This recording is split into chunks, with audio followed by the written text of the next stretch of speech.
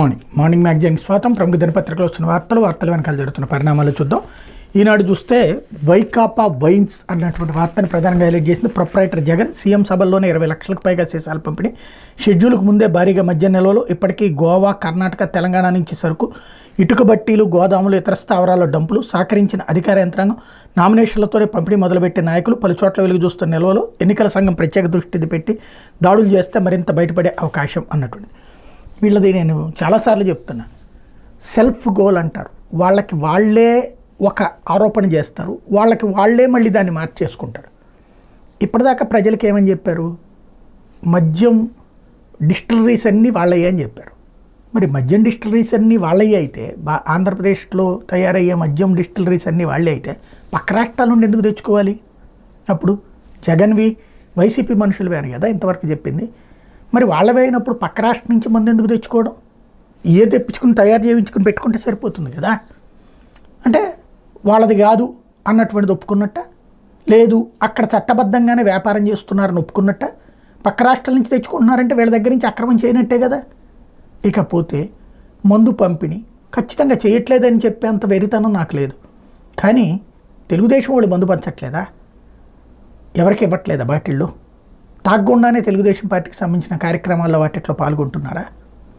కొంచెం common sense, అంటే సామాన్యుడికి అర్థం కాదు కదా అని, లేదా సామాన్యుడికి ఎవరికి మేం చెప్పిందే సామాన్యుడు నమ్ముతాడు అనేటటువంటి వెర్రితనం ఏదైతే ఉందో అదే అసలైనటువంటి అంశం. ఇకపోతే 5 ఏళ్ల పాలనలో సర్వం నాశనం, జగన్ను భరించేందుకు ప్రజలు సిద్ధంగా లేరు. ఆరూరు సభలో చంద్రబాబు. కర్నూలు జిల్లా ఆలూరు ప్రాంతానికి కర్ణాటక నుంచి వచ్చిన మద్యం టెట్రా ప్యాకెట్ చూపిస్తే మీ పాలన ఇది అంటూ చంద్రబాబు దుయ్యబట్టారు. ఆ ప్యాకెట్ చూసి ఫ్రూట్ జ్యూస్ అనుకున్నా అని చెప్పారు. నాసిరకం మద్యంతో ప్రజలను అనారోగ్యం పాలు చేస్తున్నారన్నారు. ఎన్నో తప్పులు చేసి మేము సిద్ధమంటూ వస్తున్నారని, అలాంటి వాళ్ళని భరించేందుకు ప్రజలు సిద్ధంగా లేరన్నారు. ఇంతకు అసలు విశేషం ఏంటి? టెట్రా మద్యం ప్యాకెట్ ఆంధ్రాలో అమ్మట్ల, కర్ణాటక నుంచి తెచ్చుకుంటున్నారు. అంటే ఆంధ్రాలో మద్యం కంట్రోల్ చేశారనే కదా పాయింట్. కాబట్టి కర్ణాటక నుంచి స్మగ్లింగ్ చేసుకుంటున్నారు. అంటే అక్కడ ఏం జరుగుతున్నట్టు? ఆంధ్రాలో నియంత్రణ కరెక్ట్గా ఉన్నట్టే కదా. అప్పుడు జగన్ కితాబిచ్చినట్టే కదా చంద్రబాబు. నెంబర్ 2, 5 ఏళ్ల పాలనలో సర్వనాశనం. సీఎం జగన్ ఇంకే అధికారం నెత్తికెక్కి అహంకారంతో విర్రవీగుతున్నారని, దోపిడీ విధ్వంసంతో ప్రజల జీవితాన్ని నాశనం చేస్తున్నారని తెలుగుదేశం పార్టీ అధినేత చంద్రబాబు నాయుడు పేర్కొన్నారు. శుక్రవారం కర్నూలు జిల్లా ఆలూరులో నిర్వహించిన ప్రజాగళం బహిరంగ సభలో ఆయన మాట్లాడారు. అన్ని వ్యవస్థలను, అన్ని రంగాల్ని జగన్ సర్వనాశనం చేశారని దుయ్యబట్టారు. ప్రజలందరూ తన బానిసలుగా ఉండాలని ఆయన మనస్తత్వాన్ని విమర్శించారు. ఆయన ఒక్కరి దగ్గరే డబ్బులు ఉండాలి, మిగిలిన అందరూ ఆయనకు ఊడిగం చేయాలి. ఆయనది లెక్కలేని మనస్తత్వం, పెత్తందారి స్వభావం, 5 ఏళ్ల జగన్ రెడ్డిది ఆటవిక పాలన, ఇది ఆయన మాట్లాడింది. ఇంతకీ జగన్ డబ్బులు తన దగ్గర పెట్టుకున్నాడా, జనాలకు పంచుతున్నాడా?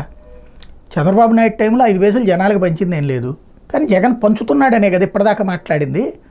ఇప్పుడు మళ్ళీ జగన్ తన దగ్గర డబ్బులన్నీ కేంద్రీకరించుకుంటున్నాడని ఎట్లా చెప్తారు?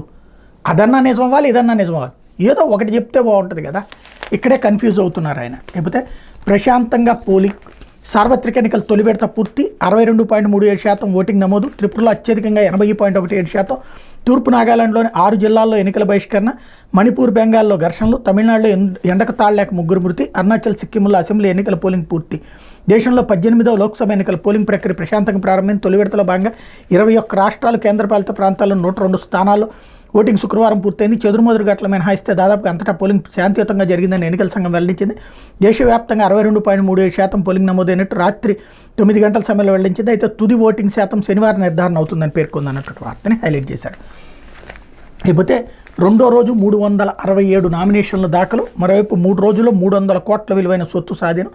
సివిజిల్ ద్వారా 11,500 ఫిర్యాదులు, వాటిలో 99% పరిష్కరించాం. కోడ్ ఉల్లంఘించిన 1017 మంది వాలంటీర్లను తొలగించాం. ఈటీవీ ముఖాముఖిలో సీఈఓ ముఖేష్ కుమార్ మీనా వెల్లడించారన్నటువంటి వార్తను కూడా ఇక్కడ ప్రధానంగా హైలైట్ చేస్తున్నారు. లేకపోతే గిగ్గోడు వినిపించలేదు, సరైన ఉపాధి లేక గిగ్ కార్మికులుగా యువత, వారికి సామాజిక ఆరోగ్య భద్రత కరువు, సెలవులు, పీఎఫ్ అసలే లేవు, సంక్షేమాన్ని పట్టించుకొని జగన్ సర్కార్.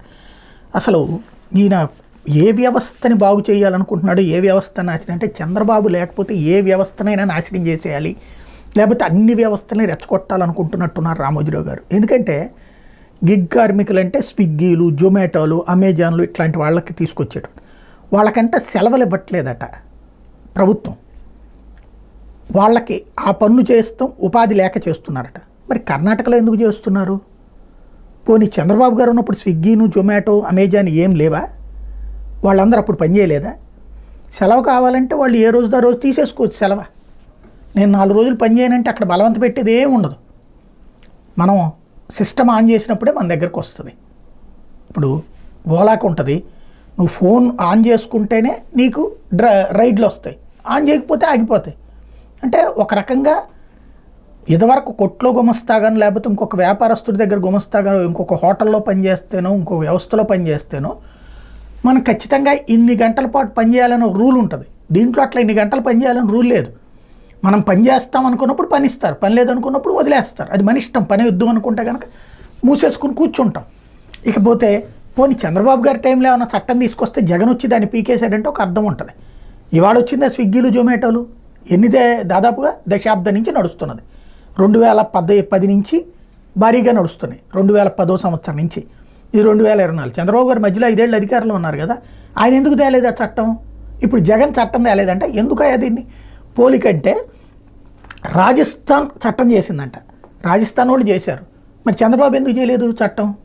అది కదా అసలు పాయింట్. ఇక్కడ సామాన్యుడిని ఎంతగా రెచ్చగొట్టాలి, ప్రతి వ్యవస్థని రెచ్చగొట్టాలి. నీకేదైనా సమస్య ఉందా, జగనే కారణం. నీకేదైనా ఒంట్లో బాగాలేదా, జగనే కారణం.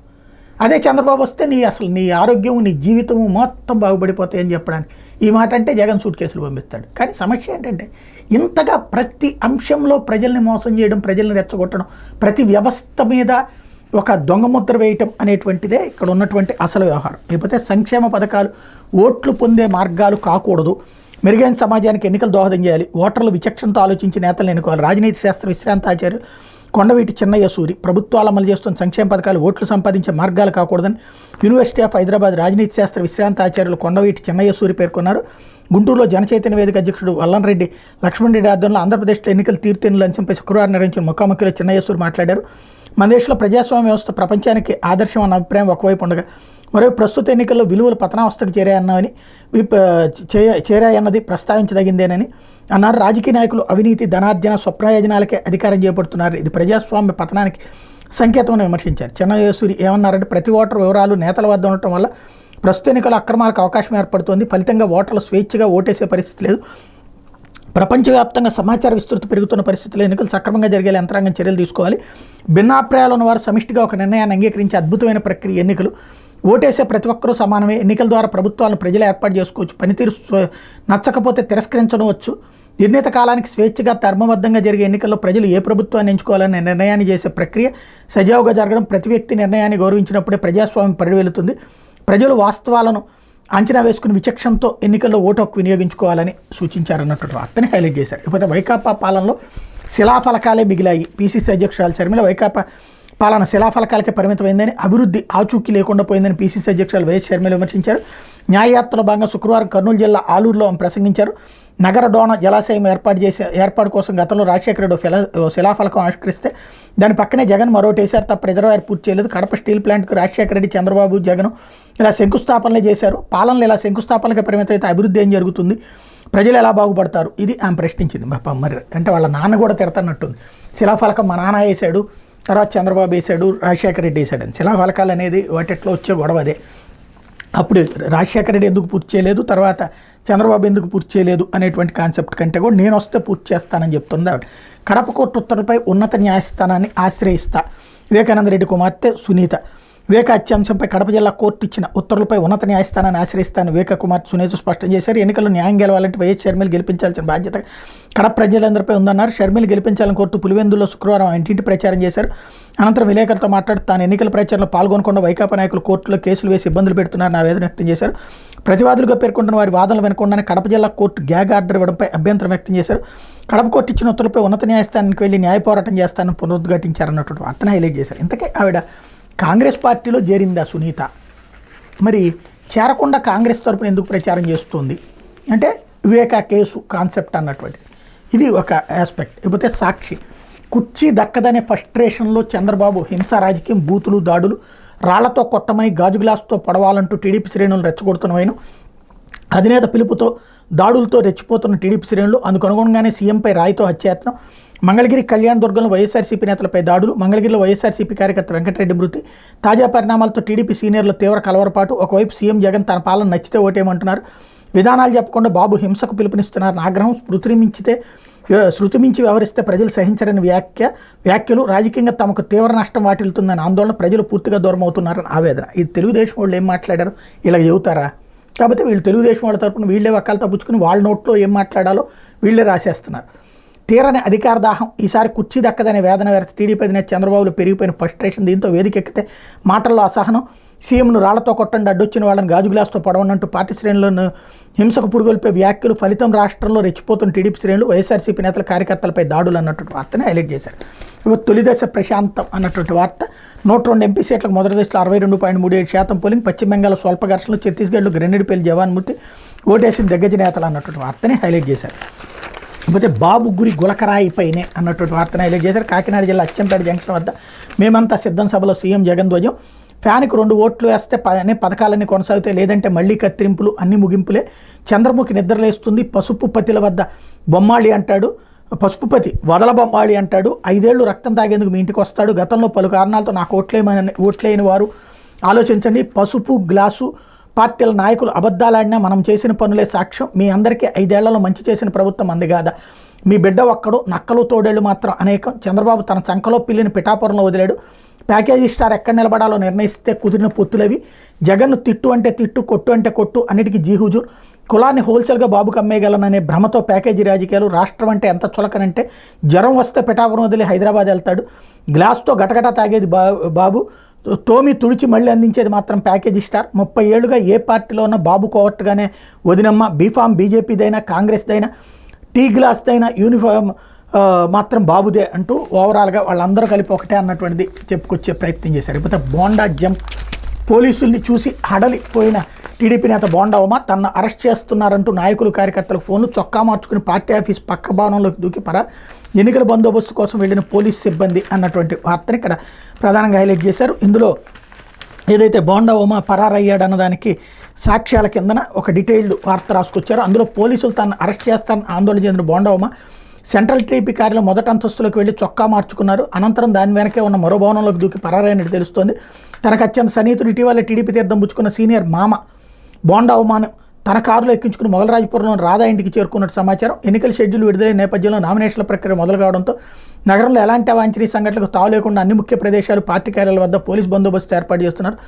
అందులో భాగంగానే బోండా ఉమ వద్దకు వెళ్ళినట్టు పోలీసు వర్గాలు చెప్పి, కానీ దానికి ఆయన భయపడిపోయి పారిపోయారన్నటువంటి వార్తనే హైలైట్ చేశారు.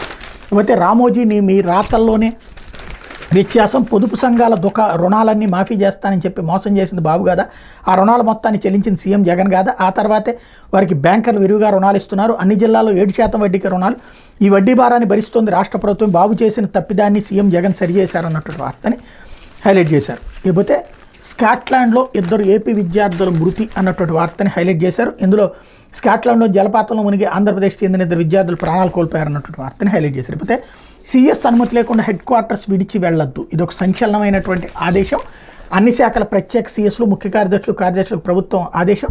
సాధారణ ఎన్నికల నేపథ్యంలో రాష్ట్ర ప్రభుత్వ ప్రధాన కార్యదర్శి ముందస్తు అనుమతి లేకుండా అన్ని శాఖల ప్రత్యేక ముఖ్య కార్యదర్శులు హెడ్ క్వార్టర్స్ వీడి వెళ్ళొద్దని రాష్ట్ర ప్రభుత్వం ఆదేశించింది. శాఖాధిపతులు కూడా హెడ్ క్వార్టర్స్ వీడి వెళ్ళవద్దని తెలిపింది. శాఖాధిపతులు హెడ్ క్వార్టర్స్ వీడి వెళ్లాల్సి వస్తే సంబంధిత ప్రత్యేక సీఎస్, ముఖ్య కార్యదర్శుల నుంచి ముందస్తు అనుమతి తీసుకోవాలని ప్రభుత్వం పేర్కొంది. సాధారణ ఎన్నికల ప్రక్రియ ముగిసే వరకు ఈ ఆదేశాలను ఖచ్చితంగా పాటించాలని ప్రభుత్వం ఆదేశించింది.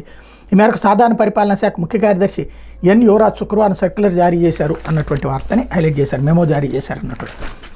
కాకపోతే ఆంధ్రజ్యోతి, మేము మాట్లాడుతుంటే వైసీపీకి దడదడ, ఓటమి భయంతోనే కోర్టుకెళ్లారు, కడప కోర్టు ఉత్తర్వులపై సుప్రీంకైనా వెళ్తాం, ఛార్జ్షీట్ అందరికీ అందుబాటులోనే, అవినాష్ అఫిడవిట్లోనూ ఈ కేసు, ఇవేమీ మాట్లాడద్దంటే అలా, వివేక కుమార్తె సునీత ప్రశ్న, హత్య విషయంపై మేము అక్కా చెల్లెళ్ళు మాట్లాడుతుంటే వైసీపీ నేతలకు ఓడిపోతామని భయం పట్టుకుంది, అందుకే కోర్టుకు వెళ్లారు. అయినా వీరు వేసిన పిటిషన్లో కోరింది ఒకటి, కోర్టు ఇచ్చిన ఆర్డర్ మరొకటి, దీని మీద సుప్రీంకోర్టుకైనా వెళ్తామని హత్యకు గురైన మాజీ మంత్రి వైఎస్ వివేకానంద కుమార్తె సునీత వెల్లడించారన్నటువంటి వార్తను హైలైట్ చేశారు.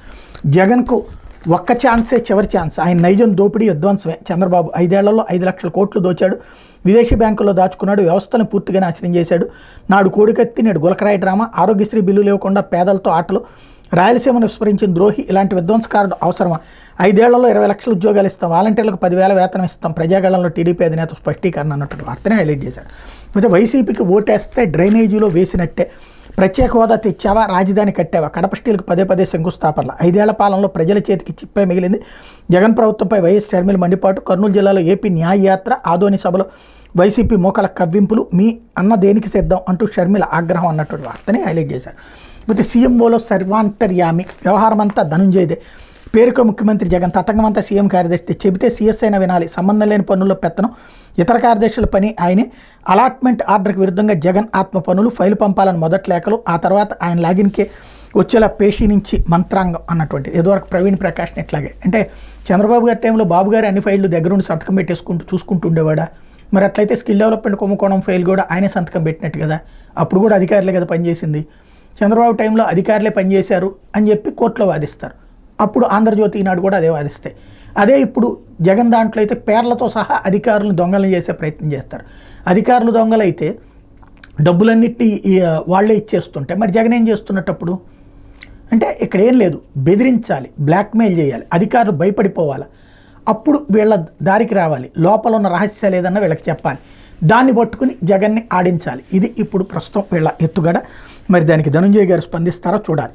మంత్రి సిబ్బంది బెదిరింపులకి మహిళ బలి, హైదరాబాద్లో మంత్రి BMW కారుకు ప్రమాదవశాత్తు స్కూటీని తగిలించిన బాలుడు, కారుకు చిన్న స్క్రాచ్, ఆగ్రహ దగ్గరలేని 2 డ్రైవర్లు, రిపేర్కి 20,000 ఇవ్వండి, మా సార్ సాయంత్రం దాకా టైం ఇచ్చారు, లేదంటే కేసు పెడతాం, మీ మైనర్ కొడుకు జైలుకు పోతే ఇక రాడు, బాలుడి తండ్రికి ఫోన్లో హెచ్చరిక, వాయిదాల్లో కడతామని బతిమాలను, ఆందోళనకు గురైన బాలుడి తల్లి, ఇంట్లోనే ఉరివేసుకుని ఆత్మహత్య, అదుపులో 2 డ్రైవర్లు, పోలీసులు గోపితే అది బొగ్గన కారే, FIRలో స్కూటీ నెంబర్, కారు నెంబరు, యజమాని పేరు చేర్చని పోలీసులు అంటూ తెలంగాణలో కూడా కాంగ్రెస్ ప్రభుత్వమే కదా ఉంది అక్కడ, వాళ్ళకి సంబంధించి ఇక్కడ ఉన్నటువంటి వాళ్ళకి సహకరిస్తున్నారు అన్నటువంటిది పరోక్షంగా వేసింది. ఇందులో వాళ్ళు బెదిరించింది వాస్తవం అయితే ఖచ్చితంగా ఇది తప్పే. అదే సందర్భంలో ఆవిడ ఆత్మహత్య చేసుకుంటాం అంటే అంత స్థాయి దాకా బెదిరించారన్నది నిజం. బొగ్గన దీని మీద ఏం వివరిస్తారు, తెలంగాణ పోలీసులు ఏం చెప్తారో చూడాలి. అయితే టార్గెట్ బోండా, బెజవాడ పోలీసులు అల్చల్, హైడ్రామా, గులకరాయి ఘటనలో అరెస్ట్ చేస్తారని ప్రచారం. ఇది ఈ గులకరాయి ఘటన ఎంత బలుపుతో కూడిన జర్నలిజం అనడానికి సజీవమైనటువంటి సాక్ష్యం. చంద్రబాబు నాయుడుది క్లెమోర్ మైన్ ఘటన నేను, లేకపోతే కనుక ఆ రోజున ఏదైతే ఎన్టీ రామారావు మీదన కోసినటువంటి ఘటన, అంటే చేతికి గాయమైంది కదా, అప్పుడు ఏంటది బాబ్జీ అనేటువంటి వాడు, మల్లెల బాబ్జీ అనేటువంటి వాడు మరి అప్పుడు కత్తితో కోసాడని కదా, బ్లేడుతో. మరి అప్పుడు బ్లేడు ఘటనలో లేకపోతే బ్లేడు నాటకం అని ఏమైనా రాశారా? అంటే చంద్రబాబుకి కానీ ఎన్టీఆర్కి కానీ లేదా తెలుగుదేశం వాళ్ళకి ఎవరికన్నా ఏదన్నా అయితే అది బ్రహ్మాండం బద్దలైపోతుంది, దాంట్లో హత్యా ప్రయత్నాలు. అదే జగన్ మీద కానీ ఏదన్నా జరిగితే గులకరాయి కేసు, కోడికత్తి కేసు. ఆంధ్రప్రదేశ్లో బలిసిన జర్నలిజం లేదా కుల అహంకారానికి సజీవ సాక్ష్యంతో కూడినటువంటి జర్నలిజానికి సజీవమైనటువంటి సాక్ష్యం ఇది. దినపత్రికలో వచ్చినటువంటి వార్తలు వెనకాల జరుగుతున్నటువంటి పరిణామాలు.